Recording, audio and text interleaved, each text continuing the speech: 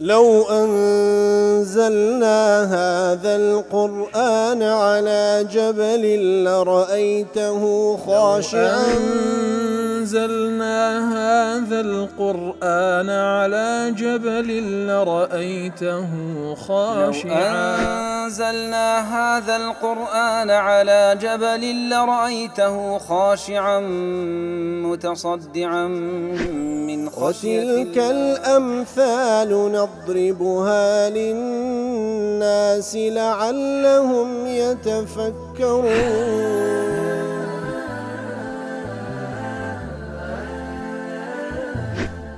الحمد لله والصلاة والسلام على رسول الله وعلى آله وصحبه ومن والاه. السلام عليكم ورحمة الله. برزان خوشحان لواني 1276 لوانكاني تفسير قرآن في رزبين وخزمتان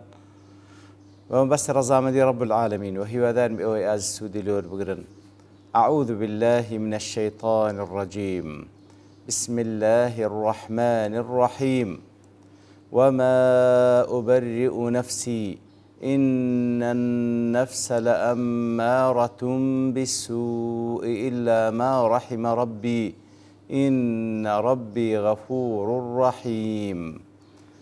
بەڵخۆش وسان کولوانی ڕابژ لە خزمە دەوات پیرۆزەدا بووین. ئایا لە درێژەی قسەکانی ئیمرأەت العەزیزە یان فەرمودەی یوسف عەلەیهی سڵات وسەلام کەوا ڕەئی زۆرینە لەسەر ئەوەی کەوا لە درێژەی قسەکانی ئیمرأەت العەزیزە کاتێکەوە ئیعتراف دەکا لە پێش مەلیکەکەی کەوا یوسف بەریئە عەلەیهی سڵات وسەلام ئەویان محاولەی لەگەڵ کردیە ئیتر پاشانیش دەڵێ نامەوێ خیانەتی لەگەڵ بکەم و هەروها بەو ماناژ وەکو باسمان کرد خیانەتی لەگەڵ پیاوەکەی نەکردیە بەڵکو مجەڕەد محاولەک بۆ سەری نەگرتیە. ئینجا وەما ئوبەریئ نەفسی تەزکیەی نەفسی خۆشم ناکەم بە بەڕائەت نیشانی نادەم لەبەر ئەوەی تەبعی نەفس وایەکەوە فەرمان بە خاوەنەکەی دەکا بە خراپەکردن ئیلا ئەو نەفسەی نەبی ئەو کەسە نەبیکەوە ئەڵڵا تەعالا بە ڕەحمەتی خۆی دەی پارێزی کەوا ئەو سیفەتەی نابیکەوە فەرمان بە خراپە بکە ئیتر پەروەردگارم غەفوور و ڕەحیمە. ابن القیم ڕەحمەتی خوای لێبی لە ڕەوضەة المحبین دەڵێ فتەئەمەل بیر بکەوە ما أعجب أمر هذه المرأة وڕاستی جێگای سەرسوڕمانە حاڵ و موقفی ئەو ئافرەتە أقرت بالحق اعترافی بحق کرد واعتذرت عن محبوبها وهروها براءتي خۆشەویستەکەی کەوا یوسف عەلەیهی سڵات وسەلام براءتي سلمان دو عزریشی لۆ هیناوە ثم اعتذرت عن نفسها پاشان عزری لۆ خۆشی هیناوە ثم ذكرت السبب الحامل لها على ما فعلت پاشان ئەو هۆکارەی کەوا پاڵنەر بوو لەوەی ئەو کارە بکە ئەویشی باس کرد ثم ختمت ذلك بالطمع في مغفرة الله ورحمته ئیتر نەفسە فەرمانی پێکردە بە خراپە پاشان لە کۆتایی قسەکەیدا وای لێ دەخێنرێتەوە چاوی لە ڕەحمەتی خوای گەورە و لە لێ خۆشبوونی خوای گەورە هەیە وإنه إن لم يرحم عبده وإلا فهو عرضة للشر ئەگەر ئەڵڵا تەعالا بە ڕەحمەتی خۆی بەندەکەی نەپارێزی ئەو بەندەیە معەڕەزە لەوەی کەوا تووشی شەڕی نەفسی خۆی بێ. فوازن بين هذا وبين تقدير كون هذا الكلام كلام يوسف عليه السلام لفظا ومعنى. دەڵێتە مەشاکە هەڵسەنگاندنێک بکە لە بەینی ئەو مانایی کەوا ئێستا باسی کرد یان لە بەینی ئەوەی کەوا بڵێن ئەوە قسەی یوسف عەلەیهی سڵات وسەلام وەکو لەفظ و معنى. وتأمل ما بين التقديرين من التفاوت ئیتر لە بەینی ئەو دوو لێکدانەوە چەند جیاوازی هەیە. ولا يستبعد أن تقول المرأة هذا وهي على دين الشرك کەواتە زیاتر ابن القیم ڕەحمەتی خوای لێبی دەڵێ ئەوە لە درێژەی قسەکانی ئیمرأەت العەزیزە بەڵێ لە درێژەی قسەکانی ئەوە واروها بە دووریش مەزان دەڵێ ئەو ئافرەتەکە و قسەی کردێ لە کاتێکدا کەوە لەسەر دینی شرک بووە. فإن القوم كانوا يقرون بالرب سبحانه وتعالى وبحقه. بەڵێ ئەوان کەسانێک بوون اعترافیان بە پەروەردگار بە ئەڵڵا دەکرد سبحانه وتعالى و بە حەقی ئەڵڵا لەسەریان وإن أشركوا معه غيره ئەگەر چی شەریکیان لە بۆ بڕیار دەدا ولا تنس قول سيدها لها في أول الحال لەبیرت نەچی کاتێکەوە لە سەرەتادا کاتێکەوە پیاوەکەی و گەورەکەی لە سەرەتادا پێی دەڵێ پاشەوەیکەوە دەیانبینی و شاهێدەکە بڕیار دەدەکەوە خەتای ئەو ئافرەتەیە پیاوەکەی چی پێ دەڵێ واستغفري لذنبك إنك كنت من الخاطئين داوای لێخۆشبوون بکە لەو تاوانەکەت لەبەرەوەی ئەتوو لە ڕیزی تاوانبارانی ئیتر ئەوە وەکو بڵێ زیاتر سەلماندنێکە یاخود ڕەئی ئیبن القەیمە ڕەحمەتی خوای لێ بکەوە زیاتر کە گوتمان زۆرترین مفەسین لەسەر ئەوەن ئەو قسانە لە درێژەی قسەکانی امرأة العزيزة نقص يوسف عليه الصلاة والسلام ابن عاشور دلي في اعتراف امرأة العزيز بحضرة الملك كاتكوا تمشادك وآفرته لحضور باشاي أو اعتراف ذكاء دلي سيلي وردجيره عبرة بفضيلة الاعتراف بالحق براستي أولي وردجيره كوا براستي اعتراف كردن فضيلة وقورية اشتداء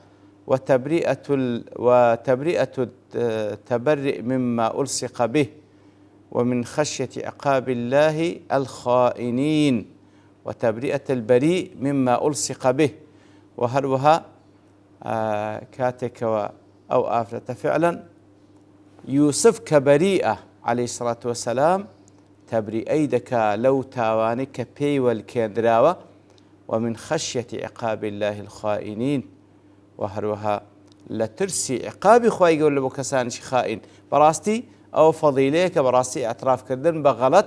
فضيلة وقورية كبهم كسيق ناكري هاشن الله تعالى دفرمي وقال الملك ائتوني به أستخلصه لنفسي بله واتبهاش شاي مصر دله لدواي أوي كوا براءتي يوسف بتواوتي لبوي بديار كوت بشاهدي آفرتكان بقشتيو باعتراف آفرتك امرأة العزيز بتايبتي وعرف فضله وعلمه وحكمته وحسن خلقه وصبره وعفته لدواء ويكوا براءتك لو بديار كوت لدواء وفضل وقوريو علمه حكمته خروشتي برزي يوسفو وهو صبر خاوينيكي لبو بديار كوت إنزا قلتي يوسف ملوبين ايتوني بيوسف من السجن لسزنوا بهن لايمن أجعله من خاصتي وأهل مشورتي تاوك بيكم بكسق لتايبتكاني خومو بيكم أهلي برسوراك وبرسوران بيبكم خالصا لنفسي أستخلصه لنفسي خالصا لنفسي لا يشاركني فيه أحد بتواتي دي كما كسق تايبت بخوم هيج كسق نبت الشريكم ليوسف عليه الصلاة والسلام واتا بتواتي أمن استفادي لخبرو لا علم وفضل أو كسب كم ابن عاشور دلي أستخلصه لنفسي سين تاءك لمو مبالغة أي أجعله خالصا لنفسي تاوكو تايبت بي بخوم خاصا بي لا يشاركني فيه أحد هيج كسق نبت الشريك لقلم لو استفاد كرنا يوسف وهذا كناية عن شدة اتصاله به والعمل به ما بس جليرة كواتزور نزيق بي لمن تنهى لقل من كاربكا فلما كلمه قال إنك اليوم لدينا مكين أمين واتا باش ويكوا يوسفيان در هنا عليه الصلاة والسلام لسزن هنا نلاي باتشاكا باش ويكوا أوزا باتشاكا قسي لقل كرد ورأى فضله وخصاله الحميدة باش ويكوا قسي لقل كرد أوزا فضل يوسف خروشت برزكان لبوبا ديار كوت زادت مكانه لدي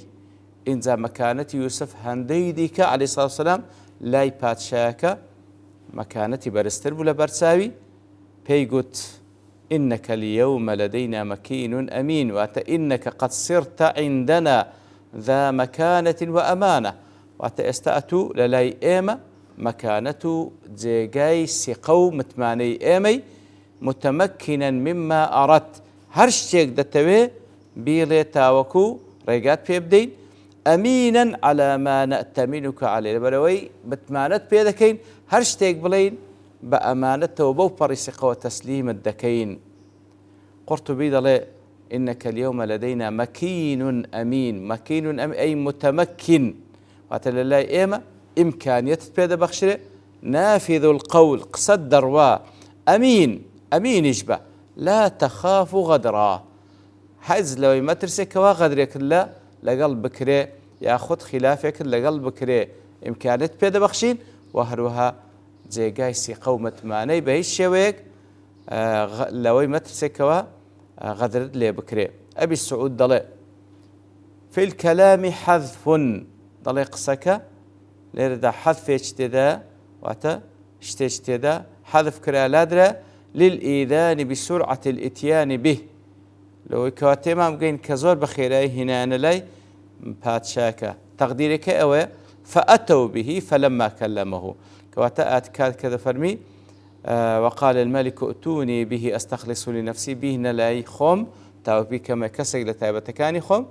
فلما تقديرك فلما أتوا به، كاتك هنا لا أو ذا كلمه، بلام كأو بشتي ذا حذف كلا طبعا ويقلا بلاغة كان قرآن بيروزا كبكرترين عبارة فراغنترين معناه ذا بخشي كواتا أو بلقي لسر سرعة الإتيان وتزور بخيراي هنا لا يكسر دستي بخسكر، فكأنه لم يكن بين الأمر بإحضار والخطاب معه زمان أصلا، وكوا جملك وهالي دخلته هەر لەگەڵ فەرمانکردنی بەهینانی لۆلای ئەو لەگەڵ قسەکردنی مباشر لەگەڵ وەکانەما زەمانێک لە نێوانیانە هەندە بە خێرایی هینایانە لای. بەڵێ لە دوای ئەوەی کەوا ئەو جەهێنایانە لای کاتێکەوە بەو شێوەیە مەلیکەکە وەصفی دەکا، دەڵێ ئەتوو ئیمکانیەتت هەیە واتە ئیمکانیەتمان پێبەخشی و هەروها ئەمینی لای ئێمە. إنجا يوسف عليه الصلاة والسلام كاتك طبعا هو عرضة ملكة كذيك دي إما إمكانية متبيد بخشي وأمينش بلوك وغدر لناكين دواب كتشيد دوي. قال اجعلني على خزائن الأرض إني حفيظ عليم، واتا خزائن خزانكاني أولاتا بين ببخشة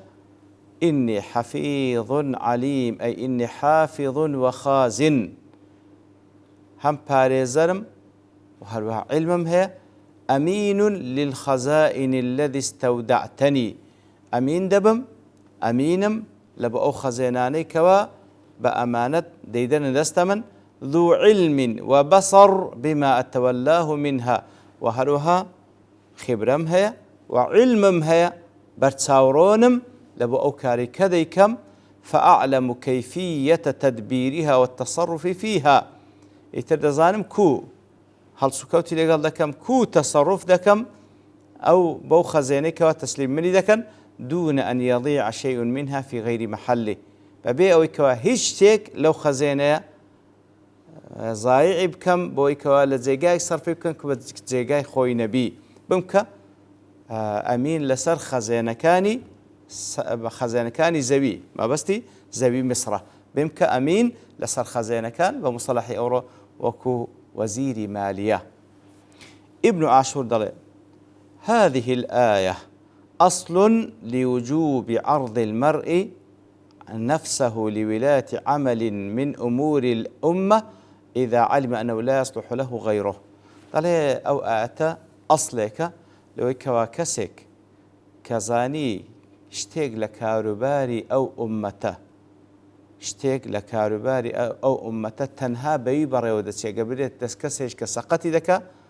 پێویستە ئەو ئینسانە بەخۆی دەست پێشخەری بکە و بەخۆی داوا بکە. لأن ذلك من النصح للأمة، لبروي أوا بلغي دلسوزية لبو أمت، وخاصة إذا لم يكن ممن يتهم على إيثار منفعة نفسه على مصلحة الأمة. بتابتيش أجر كسك بزاني كوا أجر داواكاريش بكا خلشي بزانن أو داواكاري وي لبو نفع نفسي خويني بلكو لبو مصلحتي قشتية.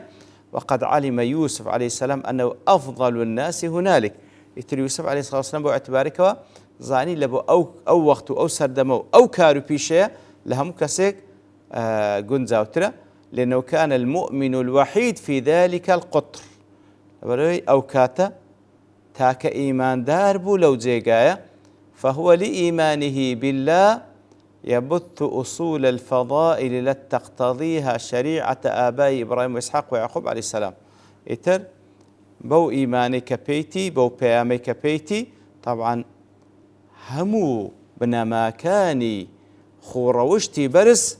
كوالا شريعة إبراهيم إسحاق ويعقوب ورقتيا بالله ودكاتو إلى خلال أو وظيفي كوا بيرا دسبيردري. إتر بو شوية يوسف عليه الصلاة والسلام بخوي داوادك كوا بيكا تأمين لسر خزانة كاني دولة لبر أوي كسيكا حفيظ عليم واتا هم باريزرة هم علم هم أمين وباريزرة هم علم وخبرة وبرساورون شيء ديار وآتا زانان زور قصيان لسر كردي بلام لبرتوابوني كاد دوستين ببشتوان الله تعالى ونداهتو دينه وخزمتي. وصلى الله وسلم على نبينا محمد وعلى آله وصحبه أجمعين، وآخر دعوانا الحمد لله رب العالمين. لو أنزلنا هذا القرآن على جبل لرأيته خاشعا أنزلنا هذا القرآن على جبل لرأيته خاشعا أنزلنا هذا القرآن على جبل لرأيته خاشعا متصدعا من خشية الله. وتلك الأمثال نضربها للناس لعلهم يتفكرون.